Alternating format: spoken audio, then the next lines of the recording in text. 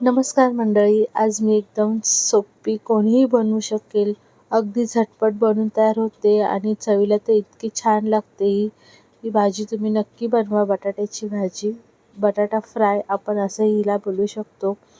चला तर मग रेसिपीला सुरुवात करूया. यासाठी मी 2 उकडलेले बटाटे घेतले आहेत. याच्या अशा बारीक फोडी करून घ्यायच्या आणि तेलामध्ये बटाटे आपण घालून घ्यायचे.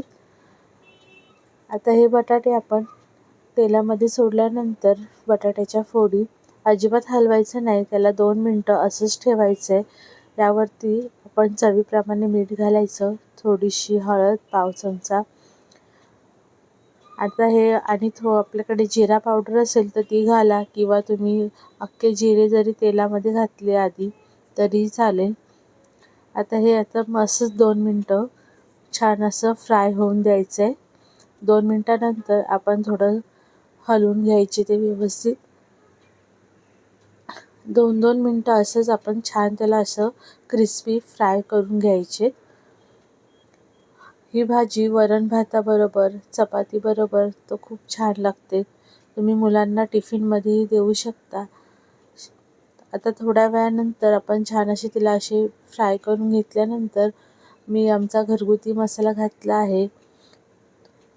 तुम्ही तुमच्याकडे असेल जो साठवणीतला तो घालू शकता. मी कांदा लसूण मसाला घातला आहे. या मसाल्याने ही भाजी तर खूपच टेस्टी लागते. तुम्ही नक्की बनवून पहा.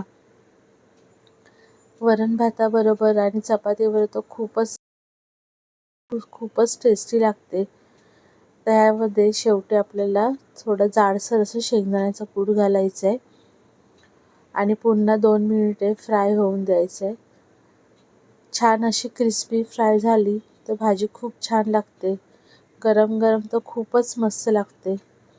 ही भाजी तुम्ही नक्की ट्राय करा आणि अगदी झटपट सकाळी घाईच्या वेळेत आपण बनवू शकतो. अगदी पटकन होऊन जाते. आधी जर आपण बटाटा उकडलेला असेल तर ही भाजी लगेच तयार होऊन जाते. तुम्ही नक्की बनवा. खूप सोपी, साधी, सरळ रेसिपी आहे आणि चवीला तर एकदम भारी आहे. नक्की बनवा आणि रेसिपी पाहिल्याबद्दल धन्यवाद.